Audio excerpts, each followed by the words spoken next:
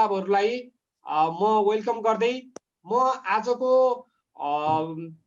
कार्यक्रममा औपचारिक रूपले स्वागत गरिदिनु हुनका लागि म शिक्षा पत्रकार समाजका अध्यक्ष प्रकाश सिलवालज्यूलाई म अनुरोध गर्छु। धन्यवाद महासचिव शशिकान्त पण्डितज्यू। सम्पूर्ण आजका विषयगत विज्ञ वक्ता सहभागीज्यूहरू, यो शिक्षा पत्रकार समाज र ज्ञान अनुसन्धान तथा सिकाइ केन्द्र को संयुक्त आयोजनामा आज हामीले यो भर्चुअल रूपमा अन्तर्क्रिया कार्यक्रम गर्न गइरहेका छौं र यो विद्यालय तहको नयाँ पाठ्यक्रम विगत केही वर्षदेखि नै तयारी र चर्चाको विषय हो, आवश्यकताको विषय हो। यसमा हामी सबै सरकारवाला पक्षहरू आकर्षित छौं। हामी निरन्तर सञ्चार माध्यममा पनि कलम चलाइरहेका छौं। यसका विभिन्न पक्षहरू, विभिन्न आयामहरू छन्। कुनै पनि मुलुकको राजनीतिक परिवर्तनसँगै यसले समग्र क्षेत्रमा परिवर्तन रूपान्तरणको माग गर्छ। स्वाभाविक रूपमा त्यसको असर प्रभाव शिक्षा क्षेत्रमा पर्छ र पाठ्यक्रम आफैमा आवधिक रूपमा परिवर्तन हुने एउटा पेडागोगिक विषय पनि हरेक 5 वर्ष 10 वर्षमा त्यसको संशोधन परिमार्जनको नियमित प्रक्रिया हुन्छ। तर राजनीतिक परिवर्तन पछाडिको अवस्थामा चाहिँ त्यसमा अझ आमूल परिवर्तन हुन्छ।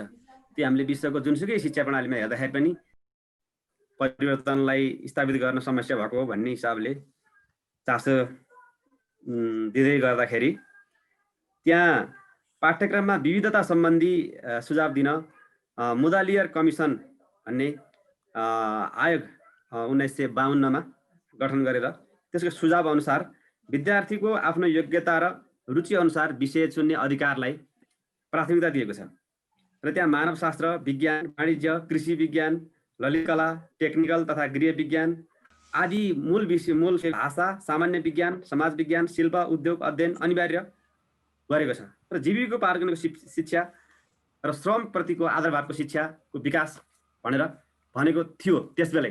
अहिले त्यसबीच पनि कति परिवर्तन भइसक्यो होला, त्यसको थप अध्ययन हामीसँग छ। यसमा नेपाल सरकारले जुन उच्च स्तरीय राष्ट्रिय शिक्षा आयोग 2076 ले जुन सुझाव प्रतिवेदन दियो त्यसका एकजना सदस्य विमल फयाल सर यही हुनुहुन्छ र यो सामाजिक अध्ययन र जीवनोपयोगी शिक्षा विषयको प्रोसेसमा पनि लामो समय काम गर्नुभएको फयाल सर यही नै हुनुहुन्छ। त्यसले गर्दा परिवर्तनलाई आत्मसात गराउने, संविधानको र संहिताको मर्मलाई बोक्ने खालको विद्यालय शिक्षाको पाठ्यक्रम प्रारूप 2076 बमोजिम आएको कक्षा 11 का लागि सामाजिक अध्ययन र जीवनोपयोगी शिक्षाको यसको बहुआयामिक महत्त्व छ। यसमा यहाँहरू विज्ञहरू नै जानकार हुनुहुन्छ। हामी त्यसका सन्देश प्रवाहकर्ता मात्रै हौं। यसको पक्षमा जति पनि बोल्न सकिन्छ, तर केही तयारी र समन्वयकर केही प्राविधिक पक्षहरूमा देखिएका कमी कमजोरीहरूको बारेमा पनि हामीले बिर्सन हुँदैन। जस्तो चाहिँ अहिलेसम्म शिक्षकहरूलाई अभिमुखीकरण भएको छैन। त्यसैगरी कतिपय स्टेक होल्डरहरू, हिसान आदि संस्थाहरूसँग सरकारी सम्बन्ध निकायले राम्रोसँग संवाद गर्न सकेको छैन। उहाँहरू चाहिँ नि चिडिरहनु भएको छ। अथवा शिक्षक दरबन्दी भोलि यसले चाहिँ क्रिएट गर्छ, माग गर्छ, सरकारको बजेट एकैतारी लोड हुन्छ, यो सम्भव छ भन्ने खालको कुराहरू पनि अहिले बहसमा आएका छन्। कसरी शिक्षक तयार गर्ने, शिक्षकलाई तयारी कसरी गर्ने भन्ने प्रश्नहरू पनि ज्वलन्त रूपमा उठेका छन्। त्यसकारणले यो सही विषयवस्तु हुँदाहुँदै पनि यसको तयारीमा देखिएका समस्याहरूलाई हामीले समाधान गर्दै स्टेक होल्डरलाई समूहकृत गर्दै जानुपर्ने आवश्यकता छ। त्यसमा सञ्चारकर्मीको हैसियतले शिक्षा पत्रकार समाजको तर्फबाट हामी सहजीकरणको भूमिका गर्दै नै आएका छौँ। भोलि पनि हामी यो गर्छौँ र आज यहाँहरूका कुरा हामी सुन्छौँ। भनेपछि एउटा अहिले देखिएको यो सर्वोच्चमा पनि मुद्दा परेको गणित विषयलाई एकाएक अनिवार्यबाट हटाउँदाखेरि भोलि माथिल्लो शिक्षामा विज्ञान पढ्नेहरूलाई के गर्ने भन्ने एउटा प्रश्न छ। अर्कोतिर सामाजिक अध्ययन चाहिन्छ, नयाँ पाठ्यक्रम चाहिन्छ भन्ने चाहिँ आम धारणा छ। तर कुन विषयलाई चाहिँ एकसिकमा लाने यतातर्फ पनि हामीले ध्यान दिँदै हामी सबैले सहजीकरण गर्दै नयाँ पाठ्यक्रमको कार्यान्वयनलाई अगाडि बढाउनको लागि भूमिका खेलौँ भन्ने लाग्छ र म सम्पूर्ण मानवलाई हार्दिक स्वागत गर्न चाहन्छु। धन्यवाद। हस्, धन्यवाद प्रकाशजी यहाँको विचारका लागि। म अब यसपछि यो सरकारले जुन यो कक्षा 11मा सामाजिक अध्ययन तथा जीवनोपयोगी शिक्षालाई एउटा अनिवार्य विषयका रूपमा ल्यायो, यसको सान्दर्भिकता के हो? यसको सान्दर्भिकता हामी कसरी पुष्टि गर्न सक्छौँ? यो किन जरुरी भयो भन्ने हिसाबले नै मलाई लाग्छ सरले आफ्नो कुराहरू राख्नुहुनेछ। यो विषयमा धेरै बहस पैरवी पनि गर्नुभएको हो सरले। म शिक्षा अभियन्ता बीके श्रेष्ठ सरलाई आफ्नो अवधारणागत प्रस्तुतिका लागि म वेलकम गर्छु सर। हस् शेषकान्तजी, वास्तवमा अलिकति यो झन्डै 25-30 वर्षपछि नेपालमा हामीले पाएका छौँ यो चाहिँ जीवनोपयोगी शिक्षा भनेर जुन चाहिँ वास्तवमा यसलाई अलिकति फर्केर हेर्ने हो भने 1986 तिर जुन चाहिँ पश्चिमा मुलुकमा तपाईको चाहिँ यो स्वास्थ्य क्षेत्रमा विशेष गरेर ले यो हरेक व्यक्तिको पर्सनल लाइफलाई, आफ्नो जीवनलाई अलिकति उजागर हुने किसिमका सिपहरू आवश्यक हुन्छ। त्यो सिपहरूलाई हरेक बालबालिकाहरू र युवाहरूमा लैजानुपर्छ भन्ने सुरुवात भएको देखिन्छ। यसैलाई पछि गएर तपाईको चाहिँ 1989 मा सीआरसी यो चाइल्ड राइट कन्भेन्सनले पनि यसलाई अंगीकार गरेर यसलाई लिंक गरेको पाइन्छ। त्यसपछि जब यो 2000 मा चाहिँ यसको अझ बढी तपाईको चाहिँ आवश्यकता महसुस गरेर जुन डकार सम्मेलन हुँदाखेरि यो बालबालिकाहरूको, युवा पिढीहरूको आवश्यकता र यो चाहिँ तपाईको त्यति बेला जुन learning to know, learning to do and learning to live together, learning to be भन्ने एउटा अधिकार पनि हो। त्यसैले गर्दाखेरि यो जीवनोपयोगी शिक्षा भन्ने कुरा चाहिँ युवा पिढीहरुमा एकदमै आवश्यकता छ र यिनीहरुलाई यिनीहरुको अधिकारकै रूपमा लानु पर्छ भनेर तपाईको चाहिँ EFA एजुकेसन फर ऑल को 6वटा उद्देश्य मध्ये तपाईको चाहिँ दोस्रो बुदामा यसले जीवनोपयोगी सिपको चाहिँ कुरा गरेर आयो।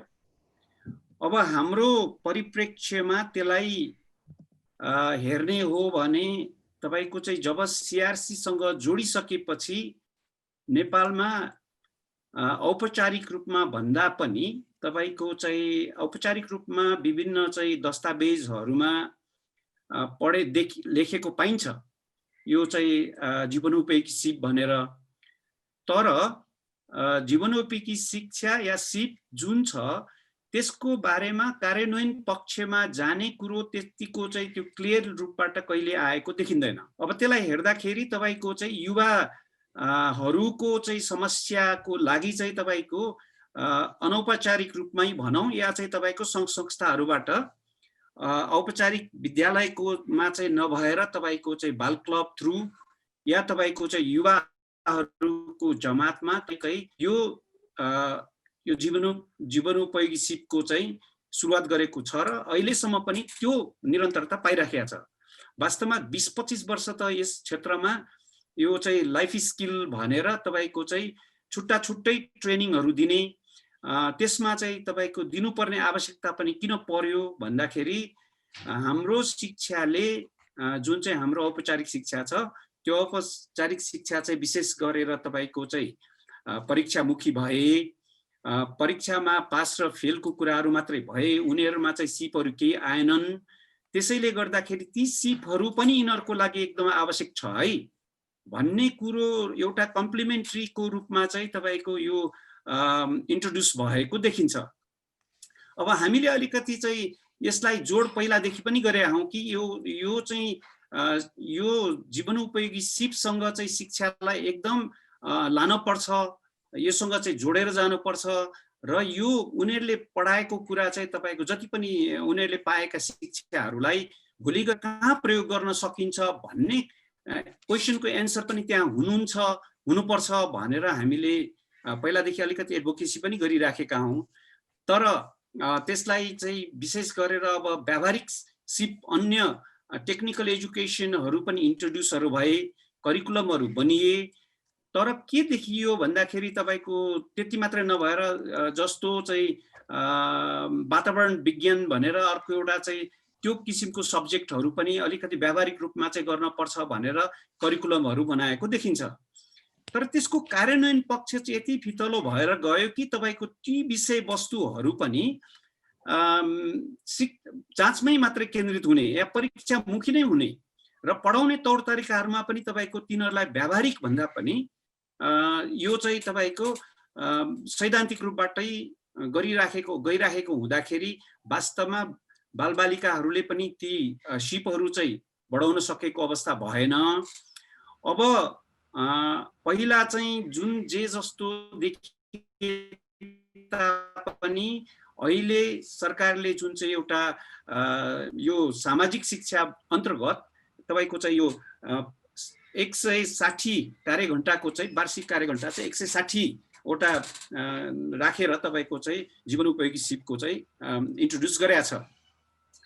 अब योभन्दा पहिलाको चाहिँ यसलाई फेरि अलिकति चाहिँ अहिले गरेको र बाहिर भइराखेको उसमा पनि झन्डै झन्डै मिल्ने किसिमको छ। तर अझ चाहिँ के छ भन्नुहुन्छ भने अब योभन्दा अगाडि झन् 10 वटा सिपको कुराहरू आयो। इएफएमा गएर मेन चाहिँ 7 वटा सिपलाई राख्यो भने कतिपय उसमा चाहिँ तपाईँको कोर स्किल्स भनेर यसैलाई यही सिपलाई चाहिँ तपाईँको कोर स्किल्स भनेर इन्ट्रोड्युस भइराखेको अवस्था छ।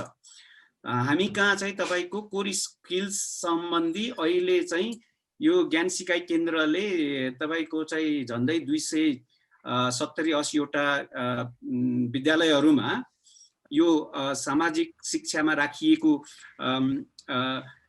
लाइफ स्किलको कुरा छ। त्यो चाहिँ तपाईँको कार्यान्वयन पक्षमा जाँदाखेरि अहिलेकै अवस्थामा लागू गर्ने भनेर जुन चाहिँ सरकारले अहिले लागू गर्नुपर्छ र यसलाई चाहिँ यो विषयवस्तुलाई सुरु गर्नुपर्छ भनेर जुन भनिएको छ त्यो त्यत्तिकै हुनेवाला छैन। अब प्रिपरेसनको आवश्यकता छ। यसमा पनि के छ भन्दाखेरि शिक्षकहरूलाई विशेष गरेर ओरिएन्टेसन अभिमुखीकरणले मात्रै पनि हुनेवाला छैन यो। त्यसैले गर्दाखेरि अलिकति चाहिँ सायद यो समय अहिले चाहिँ तपाईँको अब अहिले त एनसिडी छैन, एनसिडी चाहिँ गाभिएको अवस्था, पहिलाको चाहिँ डिपार्टमेन्ट अहिले ERDC के छ त्यो चाहिँ त्योसँगबाट चाहिँ उहाँहरूलाई निरन्तर तपाईँको चाहिँ तालिम दिनुपर्ने अवस्था छ र अनि तपाईँको वेबसाइटहरू प्रयोग गरेर त्यसलाई स्टडी गरेर ल्याउने भन्ने कुराहरू छन्। ती कुराहरू सबै विद्यार्थीहरूले सक्छन् सक्दैनन् भन्ने कुरो पनि देखिन्छ, त्यसलाई क्वेसन देखिन्छ। त्यसैले गर्दाखेरि तपाईँको चाहिँ अब यो साइबर क्राइमको कुरा छ, विश्वलाई हेर्ने दृष्टिकोण कस्तो छ भन्ने किसिमका कुराहरू छन्। यी कुराहरूलाई उहाँहरूको चाहिँ नलेज लेभल, नलेज, स्किल र एटिच्युड तीनवटै कुराहरूलाई समेट्न खोजिएको छ। त्यो एकदमै राम्रो कुरा छ र कतिपय कुराहरू तपाईँको चाहिँ यसमा विशेष गरेर हेर्न खोजेका कुराहरू एकदम व्यावहारिक किसिमको प्र्याक्टिकल रूपबाट जानुपर्छ है यो भन्ने किसिमको कुरा छ। त्यो एकदमै स्वागत योग्य छ।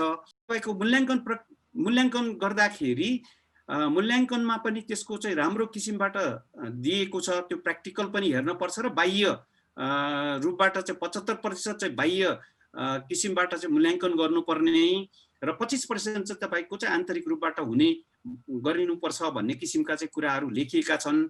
अब त्यो गर्नको लागि तयारी निकै चाहिन्छ।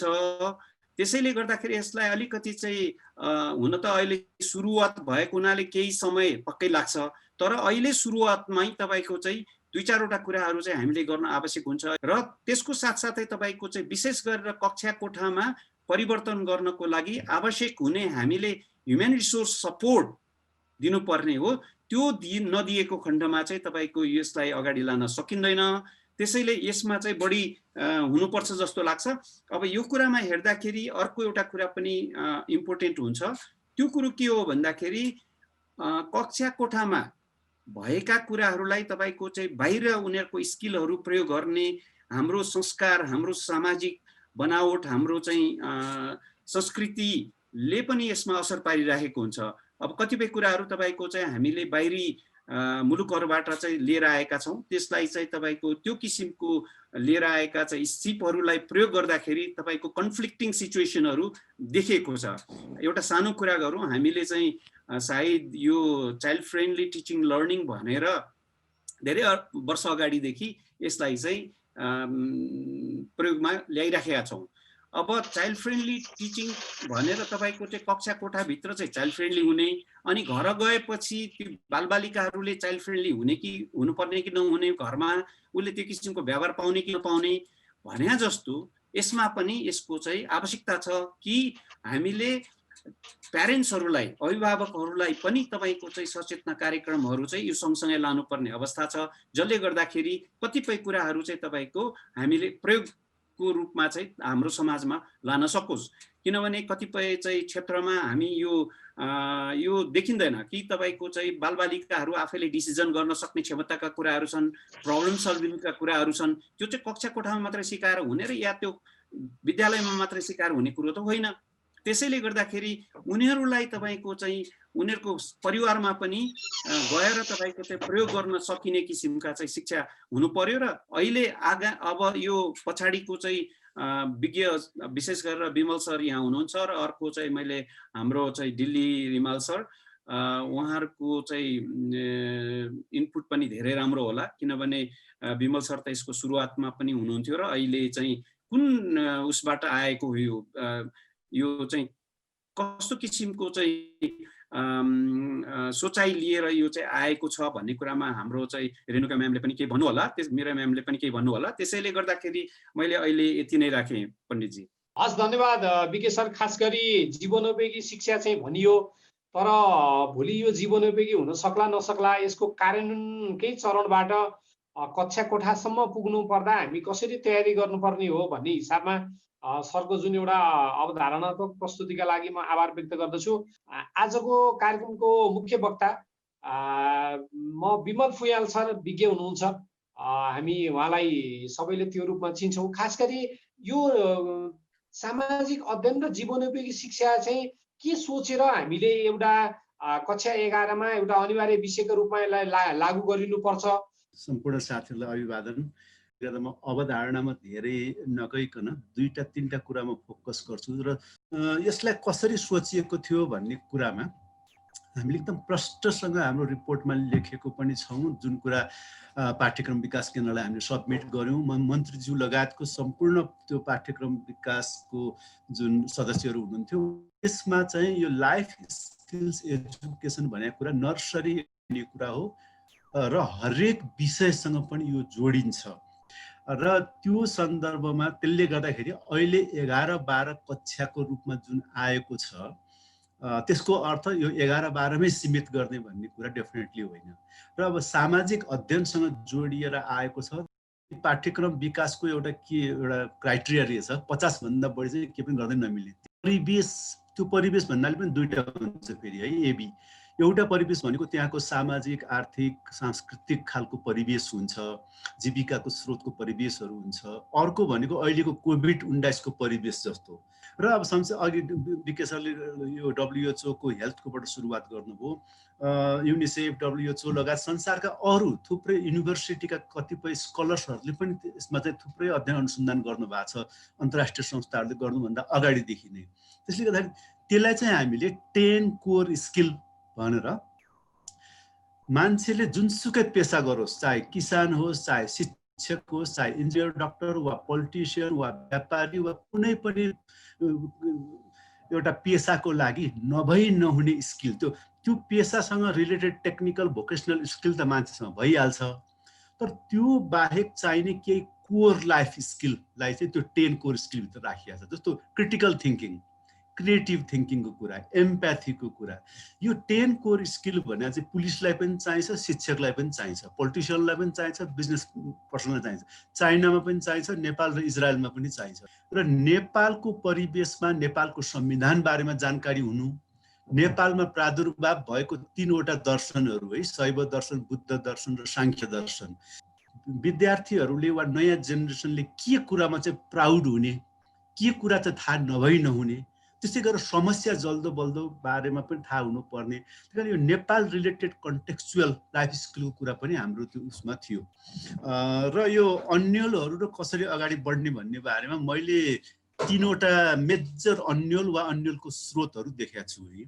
अब यो अहिले जुन यो नयाँ पाठ्यक्रम चाहिँ लागू हुनुहुन्न भनेर अदालतसम्म जुन कुराहरू पुगेका छ, अब यसमा चाहिँ मैले कसरी देखिरहेको छु भन्दाखेरि अब हाम्रो समाजमा जुन यो नयाँ पाठ्यक्रम नै किन आयो, अघि हाम्रो प्रकाश सिलवालज्यूले यसमा प्रश्न पाइसक्नु भएको छ। हरेक राजनीतिक परिवर्तन एउटै राजनीतिक व्यवस्थाभित्र पनि एउटा चरण हुन्छ। त्यो नयाँ चरणहरू आउँदाखेरि चाहिँ पाठ्यक्रमहरू चेन्ज हुन्छ र अधिकांश देशहरूमा युनेस्कोहरूले 10 वर्षको एकपल्ट त त्यो पाठ्यक्रमलाई अपडेट गर्नुपर्छ भन्ने नै छ।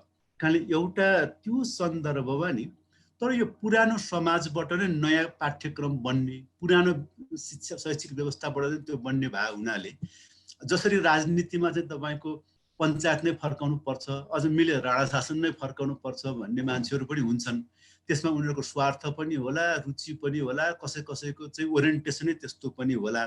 त्यसले गर्दा यो नयाँ पाठ्यक्रमलाई रोक्नु खोज्नु भनेको चाहिँ मेरो विचारमा यो फेरि यो समाज संसारलाई पछाडि फर्काउन खोज्ने जस्तो। त्यस्तै गरेर नयाँ संविधान चाहिँ ठिक छैन या पुरानै ठिक थियो भने जस्तो खालको कुरा हो यो है। त्यसले गर्दाखेरि यसको पछाडि चाहिँ जुन किसिमको सङ्कुचित भेस्टेड इन्ट्रेस्ट भन्छ नि अङ्ग्रेजीमा, सङ्कुचित स्वार्थहरू, विभिन्न किसिमको ओरिएन्टेसनहरू, ती सबै जिम्मेवार छ। त्यसले गर्दा एउटा अन्यलको स्रोत त पहिलाकै ठिक थियो नि, किन चाहियो भने जस्तो जुन कुरा छ, एउटा अन्यलको स्रोत त्यही नै हो। त्यसलाई कसरी चिरेर जाने म अहिले पछि भन्छु। दोस्रो चाहिँ के हो भने 2.5 वर्ष अगाडि यसको करिकुलम बनेको, त्यसले गर्दाखेरि चाहिँ पाठ्यपुस्तक खोइ, टिचरलाई ट्रेनिङ खोइ, यो खोइ त्यो खोइ भन्ने जुन अहिलेको अवस्था आएको छ, एउटा अन्यलको स्रोत चाहिँ हामीले यसमा गरेको ढिला सुस्ती र राम्रोसँग तयार नभएको र खास गरेर शिक्षा मन्त्रालय अन्तर्गतको नेतृत्व भन्नाले अब जुन सम्बन्धित त्यहाँभित्र पनि थुप्रै उहरू हुनुहुन्छ, त्यो कुराहरू हुन नसकेको, मिडियामा त्यो किसिमको नआएको, सरसामग्रीहरू पनि जति आउनुपर्ने त्यतिहरू नभएको कारणले एउटा अन्यलको स्रोत हो है। अब अर्को कुरा चाहिँ म के भन्छु भन्दाखेरि हामीले त्यो पाठ्यक्रम सबमिट गर्दाखेरि यो जस्तो शिक्षकहरूलाई नै पाइलोटिङमा चाहिँ कसरी इन्भल्भ गराउने, अब पास हो अब यही वर्ष गर्ने भन्ने कुरा पनि अन्यलको एउटा स्रोत हो। र जे होस् यो जे हुनु भइसकेको छ, अब म यसमा समस्यातिर धेरै जान्न, हामी लाइफ स्किलको कुरा गर्ने मान्छे भएको हुनाले विश्लेषणमा क्रिटिकल, व्यवहारमा चाहिँ क्रिएटिभ हुनु पर्यो। अब के गर्ने त भन्ने कुरा तिर जाँदाखेरि म 4-5 वटा कुराहरू भन्छु है। अब यो अदालतमा पनि अहिले गएको, तर अदालतमा गएको कुरालाई मैले धेरै सिरियसली किन लिइरहेको छैन भनेदेखि अब यो के अरे स्थानीय सरकारको जिम्मा 12 कक्षासम्म किन सङ्घबाट आयो भन्ने जुन कुराहरू आइरहेको छ, मेरो विचारमा यो अनेक कुराहरू स्थानीय सरकारले गर्ने होला। राष्ट्रिय र स्थानीय सरकारहरूले, प्रादेशिक सरकारहरूले आफ्नो परिवेश अनुसार स्थानीय पाठ्यक्रम बनाउन सक्नुहुन्छ, थप्न सक्नुहुन्छ, व्याख्या गर्न सक्नुहुन्छ, अनेक गर्न सक्नुहुन्छ। तर यो के अरे अन्यल जुन छ, यो के अरे सङ्घीय सरकारको भूमिका होइन कि भन्ने कुरा, यो चाहिँ सरकारको तर्फबाट नै यसको सायद अदालतमा उचित। यो जस्तो अहिले एकदम खुसी लागेको छ, यो हाम्रो शिक्षा पत्रकार समाज र सामाजिक अध्ययन शिक्षक साथीहरूको जुन एउटा महत्त्वपूर्ण फोरम बनेको छ, सायद यही फोरम र यही समाजको कुरा मात्र 1.5 वर्ष अगाडिदेखि गरेको भयो भने हामी अर्को ठाउँ पुग्थ्यौँ होला। त्यसले गर्दाखेरि त्यससँग एकदम अभिन्न रूपमा जोडिएको विषय हो यो। त्यसले गर्दाखेरि हाम्रो डिस्कोर्स, खास गरेर यहाँहरू सबैजना पत्रकार हुनुहुन्छ, सामाजिक अध्ययनको शिक्षकहरू शिक्षिकाहरू हुनुहुन्छ, आजकल शिक्षक मात्र भन्ने चलन छ, शिक्षिका भनिँदैन, जस टिचर्सहरू हुनुहुन्छ यहाँहरू र अब हामी नेपाली समाजमा चाहिँ हामीले यो पब्लिक एजुकेसनको यसलाई बलियो बनाउने कुरा र यो जीवनोपयोगी शिक्षा भने अर्को विषय, अर्को टपिक मात्रै होइन है। कक्षा कोठामा दिएको कुराले गर्दा उसलाई बाहिर निस्केर चाहिँ त्यो ज्ञान सिपहरूको प्रयोग हुन्छ। त्यसले गर्दा यो कक्षा कोठालाई यो linking classroom to the world है, त्यो सिप चाहिँ लाइफ स्किल हो। त्यसले गर्दाखेरि अब यसमा हाम्रो शिक्षक साथीहरूको नेपालभित्रै पनि विभिन्न ठाउँमा भएको एकदम इनोभेटिभ अभ्यासहरू छ, त्यसलाई चाहिँ हामीले सबै शिक्षकहरूको बिचमा पुर्याउनको लागि काम गर्नु पर्यो, अन्तर्राष्ट्रिय अनुभवहरू पनि ल्याउनु पर्यो। टिचर्सहरूलाई चाहिँ यसमा एक्सन रिसर्च मोडबाट जानको लागि हामीले प्रेरित पनि गर्नु पर्यो, के स्रोतहरू पनि जुटाइदिनु पर्यो।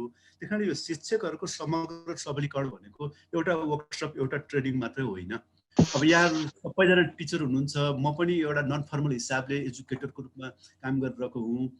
इफेक्टिभ टिचर भनेको चाहिँ जहिले पनि एक्सन रिसर्चर हो है। उसले हरेक कक्षामा गएर आफूले डेलिभर गर्ने बेलामा त्यहाँबाट उसले पढाइ मात्र राह हुँदैन, उसले त्यो जम्मै अब्जर्भेसनबाट एउटा नयाँ कुरा सधैँ प्राप्त गरेर आउँछ। मतलब हाउ डु स्टुडेन्ट्स रियाक्ट होइन, कसरी उनीहरू पार्टिसिपेट गर्छ, कसरी रियाक्ट गर्छ। खास गरेर अब अहिले हाम्रो सोसियल स्टडीसँग जोडिएको कुरा भएको हुनाले जस्तो कक्षा कोठाभित्र अहिलेको सामाजिक अध्ययनभित्र अर्थतन्त्र भन्ने पनि एउटा एरिया छ। अर्थतन्त्र भन्ने कुरा हामीले अध्ययन अध्यापन गराउँदाखेरि त्योसँग कुन लाइफ स्किलहरू कसरी जोडिन्छ त है।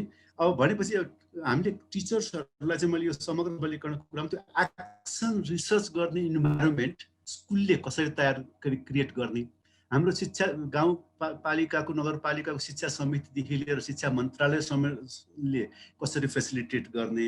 त्यही मैले चाहिँ यो र शिक्षकहरूबाटै अगुवा र स्रोत व्यक्तिहरू निर्माण गर्ने, समाजमा अलरेडी भएको दार्शनिक चिन्तनको कुराहरू, त्यस्तै गरेर विभिन्न जाति जनजातिहरूको परम्पराहरूमा हामीले हेर्दाखेरि पनि यो 10 कोर स्कुल्सको कुराहरू देख्छौँ। त्यसले गर्दा टिचरहरूले हामी सबैजना जो यसमा लागिरहेछौँ यो अभियानमा, यसमा दुईटा कुरा गर्नु पर्यो हामीले, लोकल्ली रुटेड, ग्लोबल्ली कनेक्टेड, अनि मात्र अन्यल हट्छ है। त्यो भनेको मतलब हाम्रो आफ्नै समाज परम्पराहरूमा चाहिँ यो 10 कोर स्कुलको कुराहरू कसरी प्रयोग भएको छ, कसरी हस्तान्तरण भएको छ, कसरी अब तुलनात्मक रूपमा कसैले धेरै प्रयोग गर्ने, कसैले कम, वा कुनै ठाउँमा यसको उल्टो पनि भइरहेको होला। त्यसले गर्दा एउटा यो ढङ्गले जानु पर्यो। र यस्ता विषय उजागर गर्ने टेक्स्ट बुक एउटा मात्रै बनाएर पुग्दैन।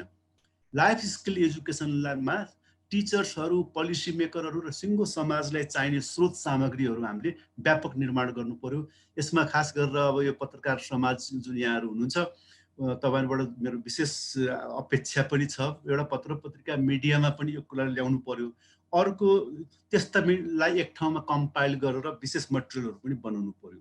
अब अर्को अन्यलता भनेको कुरा चाहिँ यति बेला अन्तिममा म के भन्छु भने, अब हामीले सबै कुरा नेपालभित्र स्थानीय मात्र हेरेर हुँदैन।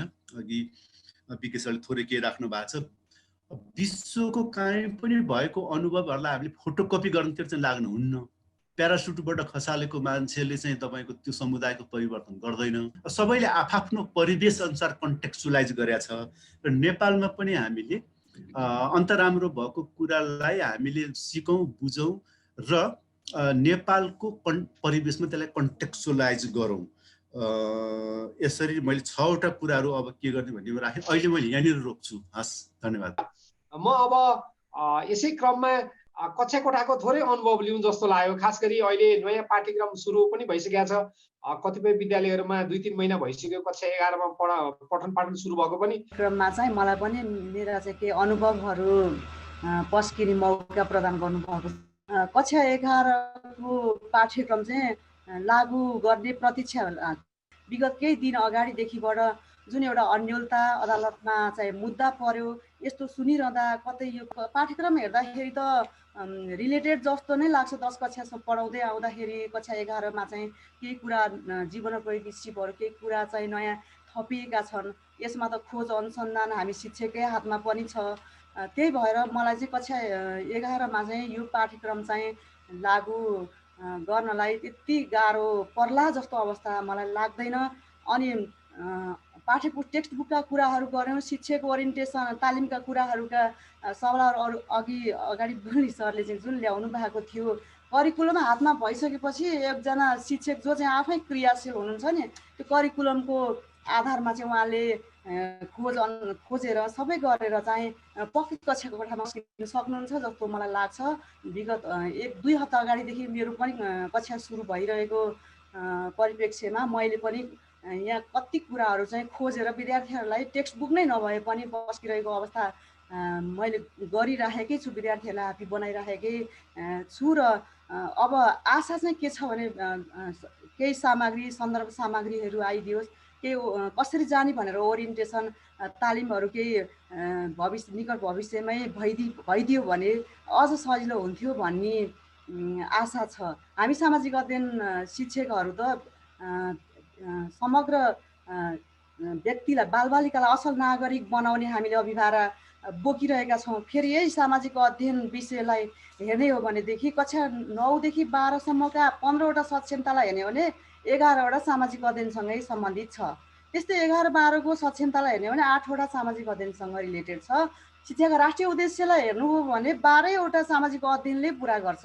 अनि कक्षा 10 सम्म चाहिँ हुने मा चाहिँ खोइ यो अहिले के अन्योलता, यो के सकिँदैन, के कसो, मलाई चाहिँ यो चाहिँ यस्तो नभइदियोस्, छिट्टै चाहिँ यो रफ्तार जुन अगाडि लागिरहनु भएको छ यो अगाडि बढ्दै जाओस् र अनि यो चाहिँ के हो त, यो अन्यलता चिरियोस्, अनि सजिलो र सहज ढङ्गले चाहिँ हामीलाई चाहिँ तालिम अभिमुखीकरणका कार्यक्रमहरू आउन्, सामग्रीहरू आउन्, हामी पक्कै पनि विद्यार्थी भाइ बहिनीहरूलाई चाहिँ यो करिकुलम पाठ्यक्रमले राखेका उद्देश्यहरू पुरा गर्नमा चाहिँ लागि पर्छौँ भन्दै मेरो 2 कुरा चाहिँ मैले यहीँ राख्न चाहन्छु। हस्, धन्यवाद। म गोविन्द सरलाई नै अनुरोध गरे सर। धन्यवाद सर। अब यो दुईटा बाटोबाट हेर्नु पर्ला। एउटा चाहिँ हामी सामाजिक शिक्षक खुसी हुनुपर्छ, यसर्थमा खुसी हुनुपर्छ सामाजिक विषय चाहिँ अनिवार्य विषयको रूपमा कक्षा 11-12 मा आएको छ। र मैले 1 वर्ष अगाडि केदार भक्त माथेमा सरको एउटा आर्टिकल पढेको थिएँ। त्यो आर्टिकल आज पनि मैले फेसबुकमा सेयर गरेको छु। जेसुकै विषय पढेको भए पनि समाज बुझ्नुपर्छ। समाज बुझ्नका लागि सामाजिक विषय चाहिन्छ। सामाजिक विषय नभइकन समाज बुझ्न सकिँदैन, पहिलो कुरा। दोस्रो कुरा चाहिँ संसारका सबै देशहरूमा सामाजिक विषयलाई, सामाजिक अध्ययनलाई, सोसल साइन्सलाई यो वा त्यो रूपमा पढाइन्छ। हामी कहाँ पढाइन्न। हामी विगत 28 वर्षदेखि 2049 साल असार 16 गते तत्कालीन सरकारले गरेको निर्णयका आधारमा रहेको पाठ्यक्रम अहिलेसम्म पढाउँदै गरेका रहेछौँ। त्यसले गर्दा त्यो परिवर्तन पनि हामी टिचरले पनि आत्मसात गर्न पाउनु पर्यो, किनभने हामीले त्यही पढेर आयौँ, हामी त्यही पढाएर रिटायर हुनु त्यति सान्दर्भिक नहोला। दोस्रो पाटो चाहिँ शिक्षकहरूको ओरिएन्टेसनको पाटोमा हो। अघि विमल सरले पनि अलिकता कुरा ल्याउनु भयो, शेषकान्त सरले पनि कुरा गर्नुभयो। यो हामी चुकेकै हौँ, राज्य चुकेकै हो। तर के पनि हो भनेदेखि अब राज्यलाई कुर्ने भन्दा पनि हामी आफै पनि केही गरौँ। मिरा म्यामले भने जस्तो हामी शिक्षकलाई अलिकता अझ सार्वजनिक शिक्षाका शिक्षकहरूलाई चाहिँ हेर्ने दृष्टिकोण अलिक फरक छ। त्यसैले गर्दा हामी पाठ्यक्रम लिएर गएर पढाउन सक्छौँ भन्ने हिम्मत गर्यौँ भनेदेखि ओरिएन्टेसन ठुलो कुरा हो भन्ने मलाई लाग्दैन। यो विषय सामाजिक अध्ययन चाहिँ अब अहिले सान्दर्भिकताको कुरा धेरै आउला पनि।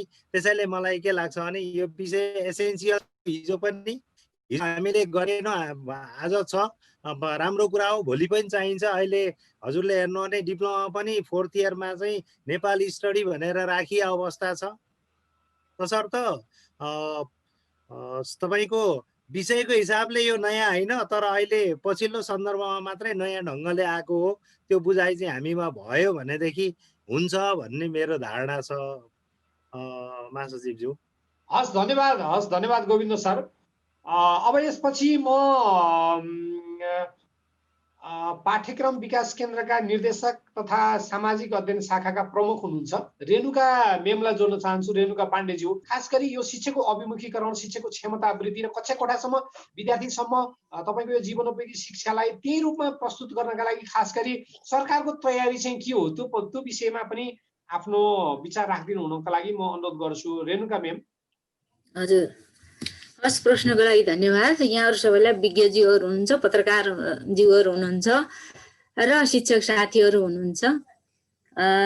यो कार्यक्रममा सहभागी हुन पाएकोमा म चाहिँ एकदमै खुसी लागेको छ। र अघि म कसरी दुखी भयो भने मलाई विमल सरको कुरा शब्द चाहिँ म चाहिँ सुन्छु, हामीलाई चाहिँ उहाँको कुरा सुन्न जरुरी थियो थप भन्ने थियो। त्यही बेलामा चाहिँ बिजुली गएर म चाहिँ एकदमै त्यो कुरा चाहिँ मिस गरेँ मैले। यहाँहरूसँग अडियो हुन्छ पक्कै पनि, हामीलाई त्यो उपलब्ध गराउनु होला। र अब यहाँहरूका कुरा सुने मैले चाहिँ अब सामाजिक अध्ययन तथा जीवनोपयोगी शिक्षा अनिवार्यको सन्दर्भमा हामी पाठ्यक्रम बनाउने क्रम र यहाँहरू कार्यान्वयन र यहाँहरू चाहिँ जुन पत्रकार महोदयहरूले चाहिँ जुन एउटा सामाजिक दायित्वको रूपमा जुन किसिमबाट चाहिँ यो के हुनुपर्छ, के गर्दा राम्रो हुन्छ भन्ने जुन किसिमबाट चाहिँ सहजीकरण र सहयोग गर्नुभएको छ, त्यसको लागि यहाँहरू सबैलाई धन्यवाद। र अब यो के रहेछ भनेदेखि यो जीवनोपयोगी सिप र सामाजिक सिप भनेका चाहिँ झन्डै अब एकदमै एकअर्कासँग मिलेर जाने कुरा रहेछन् कि भिड्दै जाँदा। हुन त म विषयको विज्ञ होइन र पनि म अहिले काम गर्दै जाँदा यी त एकदम चाहिँ मिलेर जाने कुरा रहेछन् भन्ने किसिमको कुरो हामीले अहिले अनुभव गऱ्यौँ भने अब गभर्मेन्टले चाहिँ के गर्यो भन्दाखेरि पहिल्यै कक्षा 11मा सामाजिक अध्ययन र कक्षा 12मा चाहिँ जीवनोपयोगी शिक्षा पढाउने भन्ने किसिमको करिकुलम बन्यो र त्यो बनिसकेपछि अब त्यही कार्यान्वयनको चरणमा हुँदै गत असारको चाहिँ 19 गते होइन, यो त छुट्टा छुट्टै जाने विषय होइन रहेछन्, त मिलेर जाने विषय रहेछन्, किन छुट्टा छुट्टै अध्ययन गराउने। र अर्को टेक्निकल कुरो पनि के हुन सक्छ भन्दा अब कक्षा 11मा सामाजिक, कक्षा 12मा जीवनोपयोगी सिप, अब फेरि फाइनल इक्जाम त फेरि अब बोर्ड इक्जाम त फेरि 12मा हुने भयो।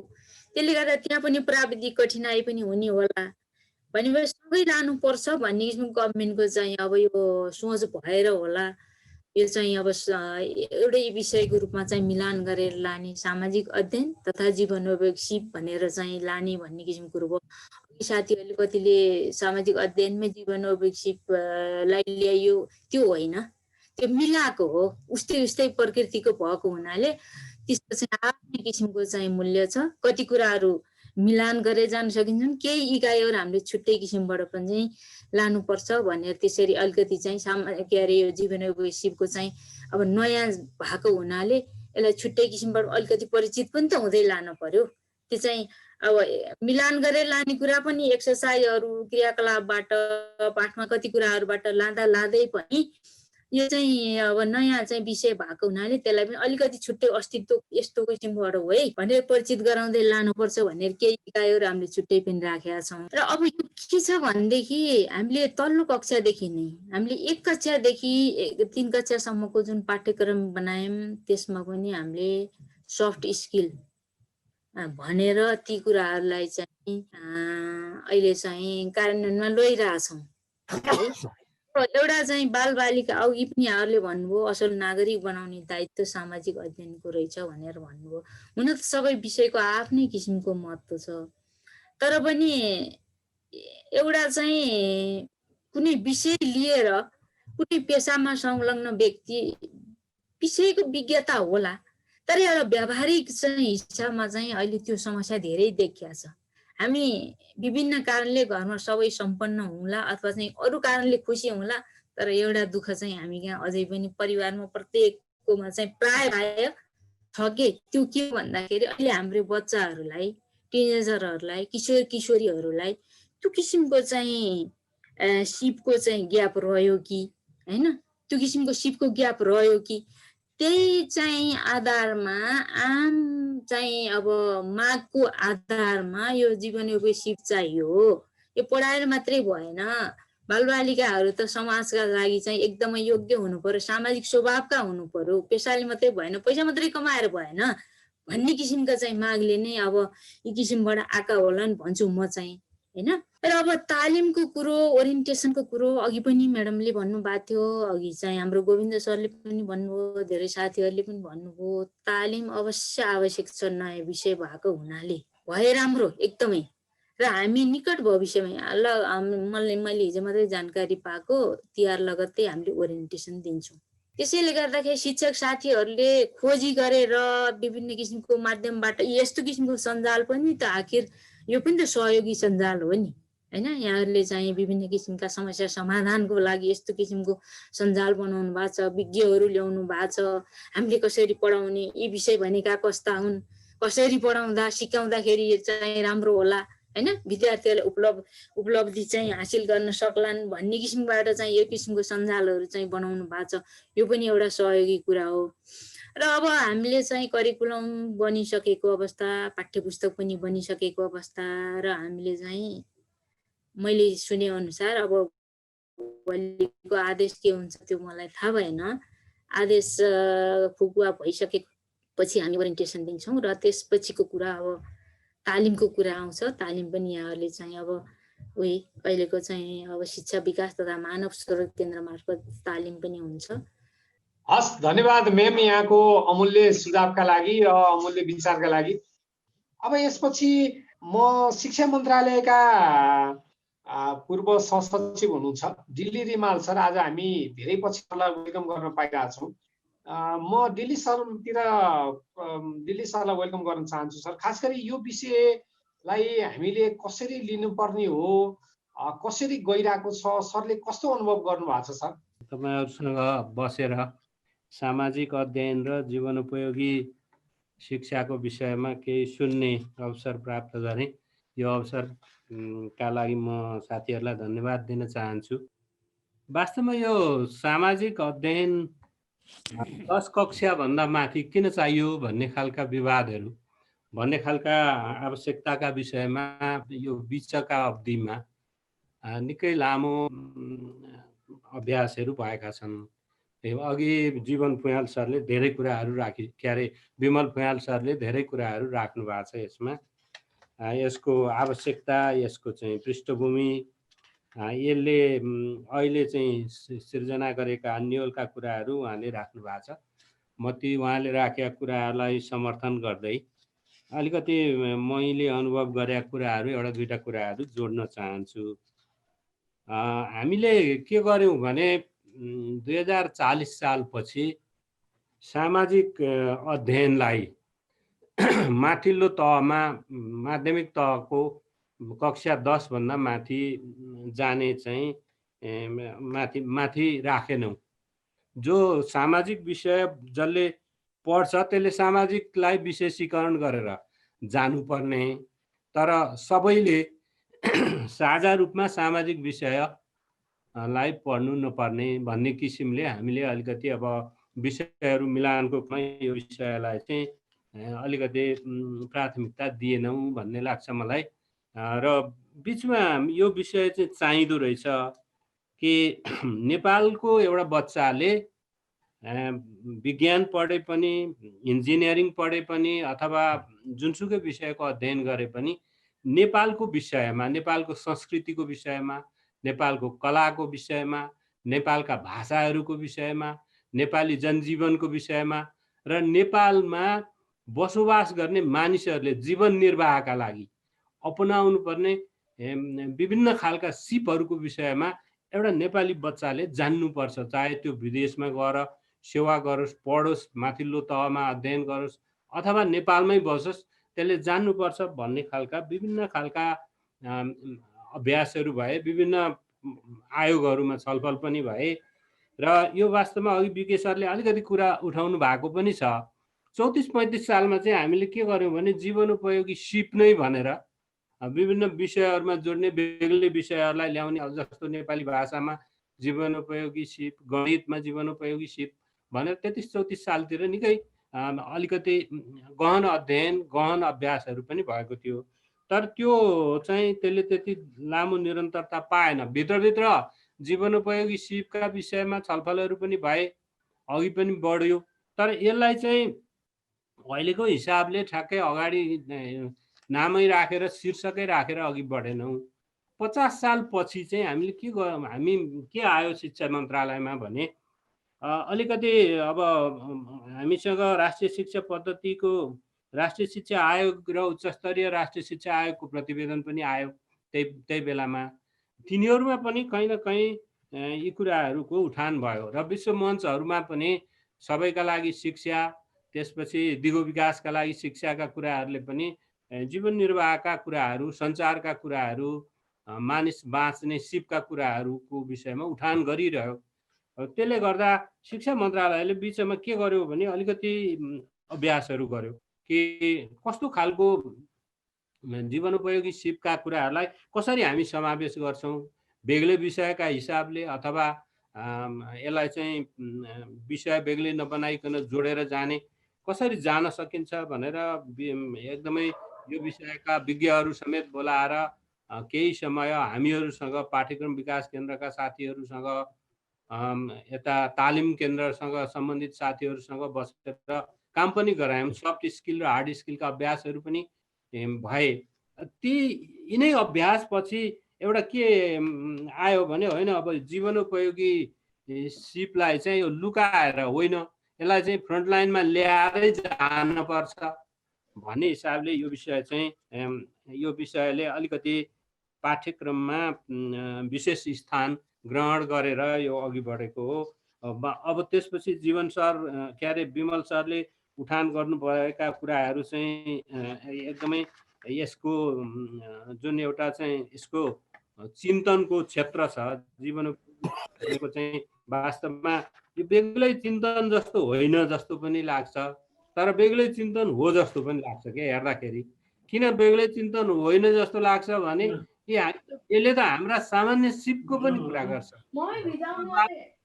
घरमा बालबालिकाले नजानेका कुरा पनि यसले उठान गर्छ, अनि त्यसपछि अहिलेका नयाँ प्रविधिका सिपका कुरा पनि यसले गर्छ। अनि त्यसले गर्दाखेरि हो जस्तो होइन जस्तो भएको हुनाले यसलाई चाहिँ वास्तवमा मान्छेले अब एकदमै अमुक ठाउँमा कुनै बच्चा पुग्यो, अब उसलाई चाहिँ कुनै न कुनै सिप उसँग छैन भने ऊ कसरी बाँच्ला। त्यस कारणले यसलाई चाहिँ एउटा जीवन निर्वाहका लागि नभई नहुने सिपहरू चाहिँ स्कुलमा सिकुन् भन्ने हिसाबले यो विषय आएको भन्ने मलाई लाग्छ। अनि त्यसपछि अब अदालतमा किन यो मुद्दा पर्यो त्यो विषय त म भन्न सक्दिनँ होइन। साथीहरूले अब एउटा बेग्लै सोच बनाएका होलान्, त्यो मुद्दा हाल्ने साथीहरूको विषयसँग सम्बन्धित विषय भयो।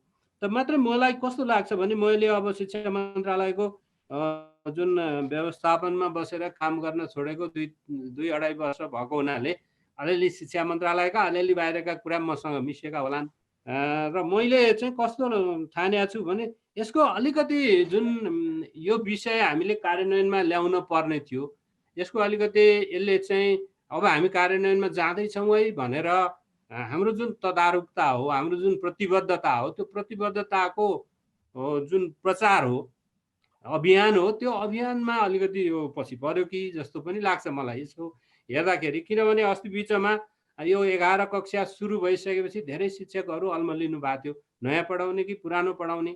निकै अल्मलिसकेपछि पाठ्यक्रम विकास केन्द्रले एउटा चिठी त्यसपछि फेरि पोस्ट गर्यो। त्यो चिठीमा होइन हामी नयाँ अनुसारै जान्छौँ। वास्तवमा पाठ्यक्रम विकास केन्द्रले अघिल्लै वर्ष भने रहेछ हामी नयाँ पाठ्यक्रम चाहिँ लागू गर्दैछौँ है, त्यो अनुसारको सामग्री हामी लागू गर्दैछौँ भनेर अगाडि नै भनेको रहेछ। त्यो अगाडि भनेको कुरालाई निरन्तरता किन नदिएको होला? तालिमको हिसाबले निरन्तरता दिनु पर्थ्यो होला। विभिन्न ठाउँमा चाहिँ पाठ्यक्रम कार्यान्वयनको हिसाबले प्रदेशमा स्थानीय पालिकाहरूमा गएर हामी अब पाठ्यक्रम चाहिँ कार्यान्वयन गर्न गइराखेका छौँ। त्यसकारणले यो चाहिँ यस्तो छ भनेर अलिक भन्न पर्थ्यो होला। अलिकति पाठ्यक्रम विकास केन्द्र पछि पर्यो कि त्यहाँ जस्तो लाग्छ मलाई। यसो यसको चाहिँ अवस्था हेर्दाखेरि मैले चाहिँ त्यो एउटा महसुस गरेको छु। अर्को चाहिँ पढाउन सक्ने र नसक्ने विषय चाहिँ मलाई सकिँदैन जस्तो लाग्दैन। ल तालिमै दिएन छ अरे। 10 कक्षा हामीले पढाएका छौँ, 10 कक्षा पछि हामी 11 कक्षा पढाउँदैछौँ। 11 कक्षा पढाउने, त्यसमा पनि सामाजिक विषय भनेको फ्रम द बिगिनिङ हामीले त्यसलाई लिएरै गएका छौँ। त्यसैले पढाउन नसक्ने भन्ने कुरा हुँदै होइन। यो मात्रै अब मात्रै अब यो चाहिँ सफ्ट स्किल के अरे यसमा मिसाइएको जीवनोपयोगी सिप पनि सुन्दै नसुनेको कुरा आएको छैन यसमा। जम्मै हामीले जानेका, बुझेका, अनुभव गरेका हाम्रा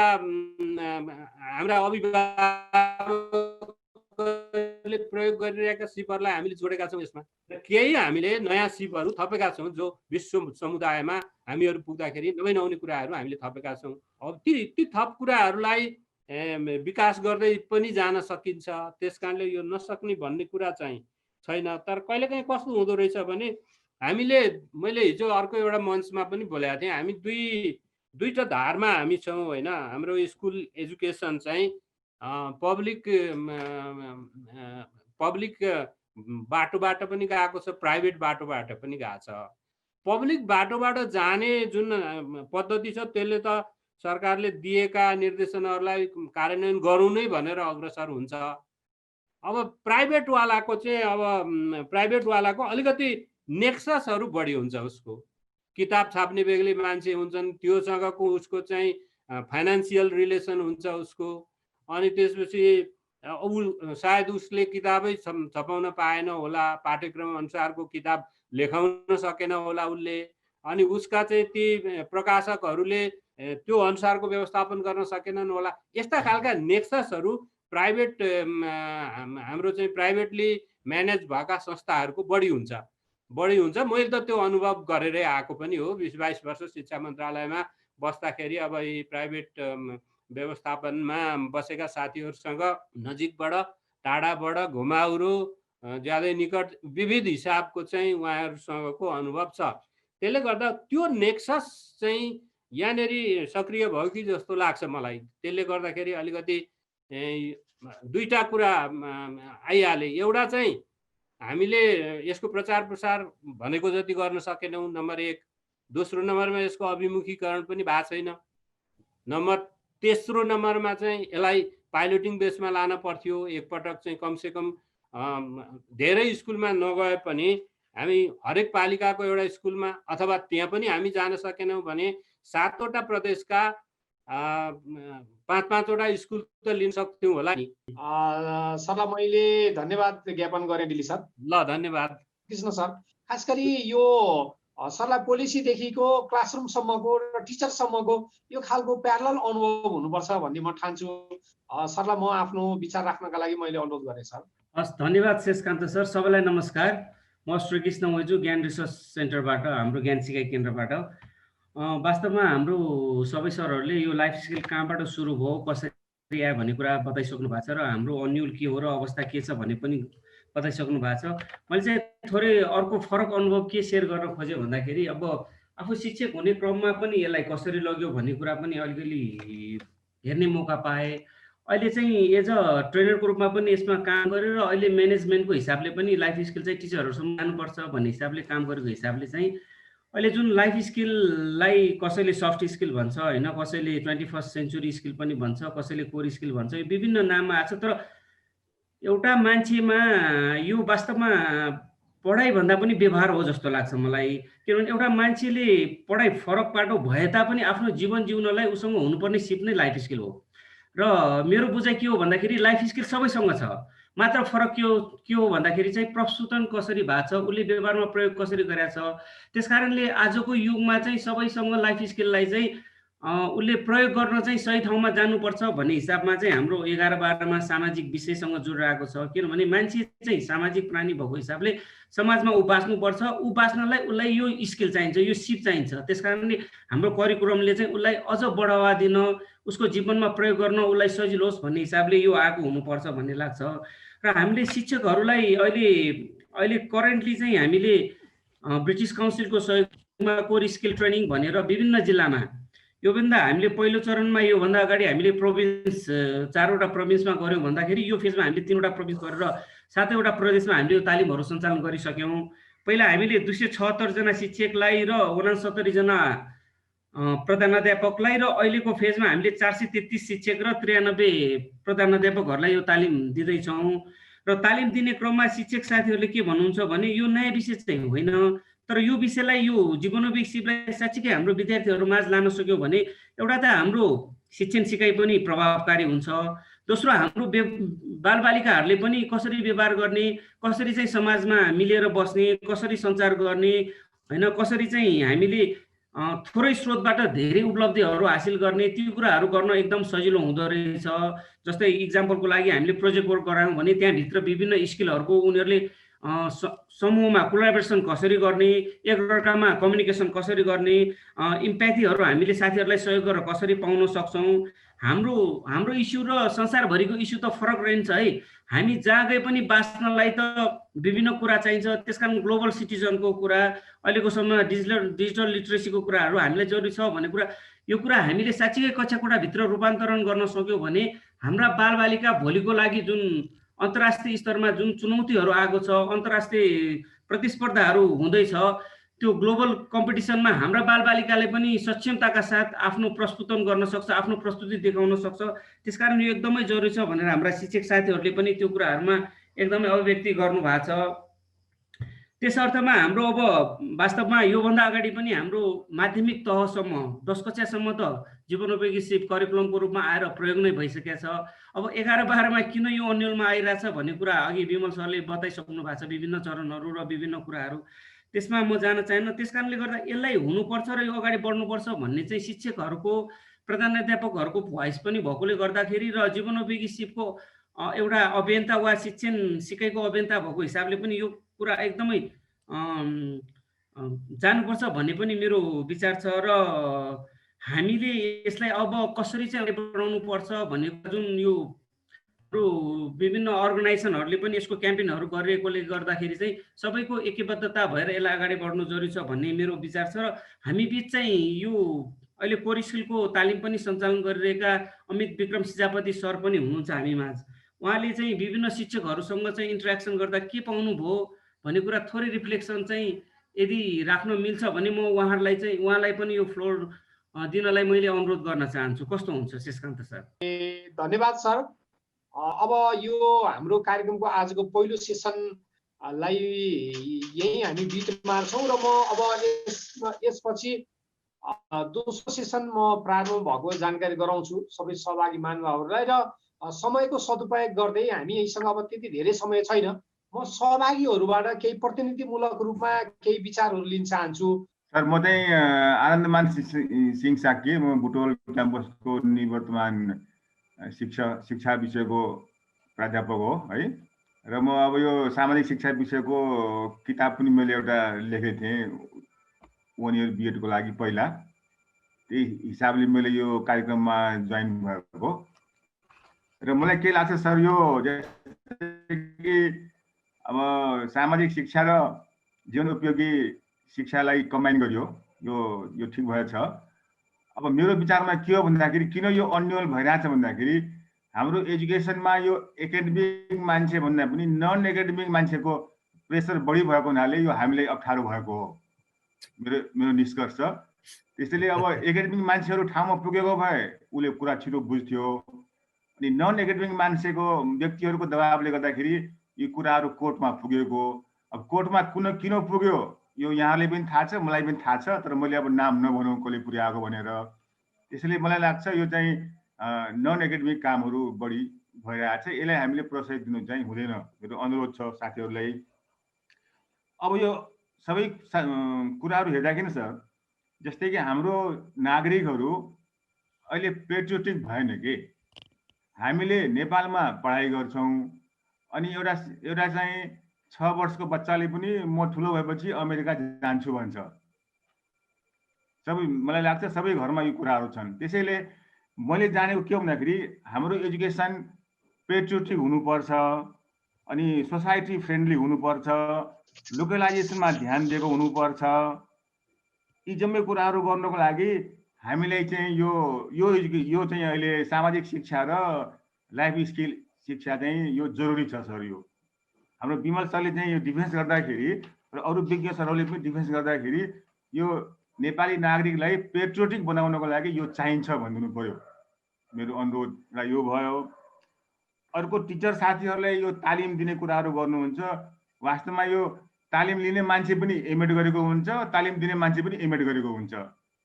त्यसैले मैले के भन्ने गरेको छु भन्दाखेरि तपाईँहरू पनि एमएड गरेको हो, बिएड गरेको, ट्रेनर पनि एमएड गरेको साथीहरू नै आउने हो। त्यसैले तपाईँहरू इनोभेटिभ हुनु पर्यो। तपाईँहरू इनोभेटिभ भयो भने ट्रेनिङको जरुरत छैन, तपाईँ आफै ट्रेनर हुन सक्नुहुन्छ भन्ने पनि मैले बेला बेलामा विद्यार्थीहरूलाई इन्करेज गर्ने गरेको छु। अनि हाम्रो यो अघि सर सर संक्षेपमा राखौँ सर, अरू सरलाई पनि मात्रै छ। अनि हाम्रो विमल फुयाल सरले भने जस्तै मैले एउटा के बनाएको छु भन्दाखेरि टिचरसँग कार हुनुपर्छ। कार यो चढ्ने कार होइन कि क्लासरुम विथ एक्सन रिसर्च। प्रत्येक टिचरसँग कार हुनुपर्छ भनेको मतलब क्लासरुम विथ एक्सन रिसर्च टिचरसँग हुनुपर्छ। यदि टिचरले यो एक्सन रिसर्चमा ध्यान दियो भने मलाई लाग्छ सबै प्रकारको समस्याहरू हल गर्न सक्छ। एउटा भयो। अनि अर्को कुरा के हो सर, यो जस्तै कि हामी व्यक्तिहरू एजुकेटेड भयौँ, एकाडेमिक भयौँ, हामी एकाडेमिसियन हौँ, तर नेपालको सन्दर्भमा गुड सिटिजन भएन, असल नागरिक भएन। त्यसैले असल नागरिक बनाउनको लागि यो अहिलेको सामाजिक अध्ययन र यो जीवनमुखी शिक्षा यो एकदम जरुरी छ भन्ने मेरो तर्क हो। सो नमस्कार सबैजनामा, म चाहिँ सरिता खड्का है। मैले चाहिँ अहिले ग्रेड 11 कान्जिरोमा स्कुलमा चाहिँ सोसियल स्टडिज चाहिँ हामीहरूले स्टार्ट गरिसकेको छु। सो मलाई चाहिँ कस्तो फिल भइरहेको छ भने जुन अहिले कोर्टमा कुरा पुग्यो, पहिला अस्तिसम्म त बच्चाहरूले हामीहरू करिकुलममै रहेर पढिरहेको थियौँ, पढ्न पनि मानिरहेको थियो। जब त्यो कोर्टमा पुग्यो नि कुरा, त्यसपछिबाट बच्चाहरू त म्याम यो ठिकै छ, यो नपढ्दा नि हुने रहेछ भनेर लाइक स्टुडेन्ट आफै नै एक्साइटेड नै छैनन् क्या। सो मैले अबको भोलिबाट त मैले क्लास लिनु छ, अब मैलेको यो समयलाई चाहिँ मैले कसरी युटिलाइज गर्ने एज अ टिचर, यो चाहिँ भनिदिनुहोस् न। उठेको कुरामा प्लस एक दुईवटा कुराहरू यो सबै सुनिसकेपछि पहिला हाम्रो रिमाल सरले राख्नु भएको कुरा म एकदम खुसी लाग्यो, किनभने उहाँले जुन पाइलटिङको कुरालाई जोड दिनुभयो। म यहाँहरू सबैजनालाई एकचोटि त्यो स्मरण गराउन चाहन्छु। र अहिले पनि हामीले त्यो स्पिड चाहिन्छ होला। हामीले चाहिँ के भनेको थियौँ भन्दाखेरि कम्तीमा 100वटा स्कुलहरूमा 100जना टिचरहरूलाई एक्सन रिसर्चर बनाएर पाइलटिङ गर्ने खालको, अनि त्यो अनुभव सहित समेटिने गरेर टेक्स्ट बुक निकाल्ने, त्यो अनुभव सहितबाट आएको लर्निङ खालि एउटा इन्टरनेसनल प्र्याक्टिसहरूबाट मात्रै नराखिकन टिचरहरूको लागि चाहिँ एउटा गाइड बुक होइन, एउटा रिसोर्स मटेरियलको रूपमा त्यो केस स्टडिजहरू पनि राख्ने भनेका थियौँ। अब यसलाई मैले आजको छलफलसँग जोड्दाखेरि अझै पनि हामीलाई टेक्स्ट बुक पनि जरुरी छ, ओरिएन्टेसन जरुरी छ। तर हामी खास गरेर यहाँ आज जो आउनुभएको छ, यहाँभन्दा बाहिर पनि हुनुहुन्छ होला, टिचरहरूले आफ्नो परिवेश अनुसार यो लाइफ स्किल एजुकेसनलाई एउटा परिवेश कन्टेक्चुअल लाइफ स्किल के हो त्यो जम्मै कुरा अहिलेको 11-12मा प्रश्न पनि छैन। त्यो करिकुलमलाई पनि प्रश्न पार्ने ढङ्गबाट चाहिँ हामी प्र्याक्टिसमा जाउँ। अर्को त्यो 10 कोर स्किल भनेर विश्व समुदायले जुन एउटा स्थापित गरेको छ त्यसलाई पनि लिएर जाउँ र यो वर्ष वा अर्को वर्ष हामीले गर्ने अभ्यासबाट स्टुडेन्टलाई चाहिने, टिचरले चाहिने रिसोर्स मटेरियल बनेर जान्छ। त्यस कारण मैले फेरि मेरो चाहिँ आफ्नो एउटा ओरिएन्टेसन के हो भने अहिले भर्खर आनन्दमान सिंहले सरले पनि निकै राम्रोसँग राख्नु भएको छ त्यो कुरालाई, लोकल्ली रुटेड ग्लोबल्ली कनेक्टेड है। हामी चाहिँ एउटा कुरा त मैले बुझेको शिक्षाले हामीलाई सिकाउने भनेको कुरा नै हामी जहाँ छौँ त्यहाँ जरा बलियो हुनु पर्यो, तर एट द सेम टाइम विश्व तहमा अन्तर्राष्ट्रिय तहमा के ज्ञान सिप क्षमता प्रविधि आइरहेको छ त्यो जोड्नु पर्यो। कारण लाइफ स्किल एजुकेसनले हाम्रो हरेक विद्यार्थी स्कुल कलेजको मात्रै पनि होइन, लाइफ स्किल एजुकेसनलाई त हामीले adult education, teacher education, farmers education, अब हाम्रो लाग्यो भनेदेखि पोलिटिकल पार्टीको लिडरहरूलाई चाहिँ एजुकेसन। अनि कन्फ्युसियसले एउटा बडो कुरा के भनेको छ भने समाजलाई अगाडि बढाउने, जीवनलाई उन्नत गराउने हो भने एजुकेट द लिडर्स भन्छ उसले होइन। त्यो कुरा 2000 वर्षसम्म पनि अझै सान्दर्भिक छ। त्यही भएर यो लाइफ स्किल एजुकेसनले एउटा कुरा चाहिँ म अलिकति के जोड दिन्छु भनेदेखि त्यो त नेपालमा एउटा अलिकति खास गरेर अब कतिपय बेला मिडियामा पनि आइरहन्छ, मतलब पोलिटिसियनहरू विभिन्न मान्छेले के भन्ने गरेर हामी सुन्छौँ भन्दाखेरि अब हिजोको शिक्षा एकदम सैद्धान्तिक खालको भयो, अब बजारमा बिक्ने शिक्षा चाहियो। अब झट्टै हेर्दाखेरि चाहिँ त्यो कुरा मिनिङफुल जस्तो पनि लाग्छ, तर त्यसलाई क्रिटिकल्ली हेर्नुपर्छ। यो हो हामीलाई चाहिँ बजारमा बिक्ने खालको प्राविधिक प्रोफेसनल स्किल भएको मान्छे डेफिनेटली चाहिन्छ। एजुकेसनको एउटा हाम्रो जोड भनेको के हो भन्दाखेरि technical education, vocational education, professional education जे भनौँ, भोलि त्यो शिक्षा पाएपछि समाजमा जाँदाखेरि ऊ किसान बन्ने हो भने पनि एकदम उत्कृष्ट किसान बन्नु, पाइलट बन्ने हो कि अथवा पुलिस बन्ने हो कि पोलिटिसियन बन्ने हो। तर एउटा कुरा लाइफ स्किल एजुकेसन कन्फ्युज नहौँ है, त्यो के हो भने प्रोफेसनल र अकुपेसनल स्किलको साथसाथै लाइफ स्किलले चाहिँ मान्छेलाई के चिज दिन्छ भनेदेखि जस्तो एउटा असल इन्जिनियर भएको छ तर उसले चाहिँ ढुङ्गा माटो रड यताउता सिमेन्ट बालुवा चाहिँ खेलाउन सक्छ, अर्को मान्छेलाई चाहिँ उसले रेस्पेक्ट नै गर्न जान्दैन, अर्को मान्छेसँग उसले कम्युनिकेटै गर्न सक्दैन, आफ्नो एउटा कर्तव्य के हो समाजमा त्यो नै थाहा छैन भनेदेखि असल इन्जिनियर भएर पुग्दैन, असल मान्छे पनि हुनु पर्यो। त्यसले गर्दाखेरि यो भोकेसनल टेक्निकल प्रोफेसनल एजुकेसनको कुरा एकातिर, लाइफ स्किल अर्को होइन। सबै प्रोफेसनल भोकेसनल लाइफ स्किल कुरासँग लाइफ स्किल जोडेर जानुपर्छ। हामीले हरेक ठाउँमा घर परिवार समुदाय सबैतिर चाहिँ यो एजुकेसनको यो 360 डिग्री कुरालाई चाहिँ त्यो मूल मेसेजको रूपमा लैजानु पर्यो। र अब अन्तिममा चाहिँ म एउटा अलिकति प्र्याक्टिकल कुरा चाहिँ के राख्न चाहन्छु भने यो शिक्षा भन्ने कुरा यो क्रय विक्रयको वस्तु वा कमोडिफिकेसन अफ एजुकेसन आज संसारैभरिको समस्या हो, जुन जुन ठाउँमा त्यसलाई कमोडिटी बनाइया छ है। शिक्षा भने चाहिँ व्यक्तिको हिसाबले चाहिँ त्यो व्यक्तिलाई जीवनभरि चाहिँ अब आफ्नो जीवनको अर्थ बुझ्ने, जीवन र समाजको सम्बन्ध बुझ्ने र कस्तो नागरिक बन्ने भन्ने कुरा देखाउने कुरा हो। त्यो हिसाबले चाहिँ शिक्षामा उसले समय ऊर्जा स्रोत जे दिन्छ त्यो लगानी हो, खर्च होइन। राज्यको हिसाबले पनि शिक्षाको बजेटलाई चाहिँ हामीले खर्चको रूपमा सोच्ने होइन, लगानीको रूपमा लानु पर्यो। हस् हस्, धन्यवाद विमल सर यहाँको अमूल्य सुझाव टिप्पणीका लागि। सरिता खड्का म्यामको 1 मिनट केही म भनौँ।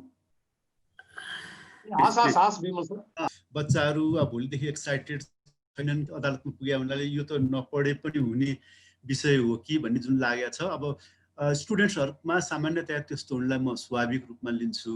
अब सरिता म्याडम लगायत हामी सबैजनाको लागि अपर्च्युनिटी र च्यालेन्ज चाहिँ यहीँनिर किन छ भने यो जे जीवनोपयोगी शिक्षा अन्तर्गत हामी जे सिक्दैछौँ त्यो चाहिँ हामीलाई जीवनभरिको लागि महत्त्वपूर्ण किन छ भन्ने कुरा हामीले त्यो किसिमबाट उहाँलाई कथा भन्ने हो कि गीत गाउने हो कि कविता भन्ने हो कि अथवा कसरी छलफल गर्ने हो त्यो इनोभेट गरौँ भन्छु म। किनभने त्यो विद्यार्थीहरू र हामी सबैजना मिलेर जसले चाहिँ यो नयाँ कुरालाई रोक्न खोजेको छ उहाँहरूलाई पनि अब च्यालेन्ज गर्ने हो कि एजुकेट गर्ने हो कि त्यो परिवेश जनमत निर्माण गर्नको लागि त्यो अवसरको रूपमा लैजाउँ भनेर भन्छु। तपाईँको कुरा सुनेपछि मलाई पनि तपाईँको क्लासमा भोलिसँगै आउनु पाए हुन्थ्यो जस्तो लाग्यो। हस्, धन्यवाद।